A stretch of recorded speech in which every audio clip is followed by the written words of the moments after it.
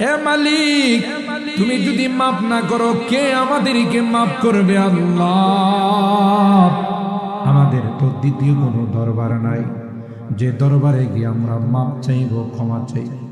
মালিক রে, মেহেরবানি করে আমাদের সকল আর গুনাহ খাতাগুলো মাফ করে দাও। আল্লাহ, এই তাফসীর মাহফিলকে তুমি কবুল করে নাও।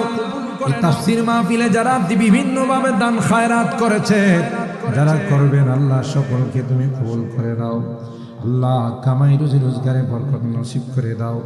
আসমানি জমিনি বিপদ আপদ থেকে হেফাজত করো আল্লাহ, ইয়া আরহামার রাহিমিন। আল্লাহ, যারা যে নিয়তে দান করেছেন সকল আর দানগুলোকে তুমি কবুল করে নাও।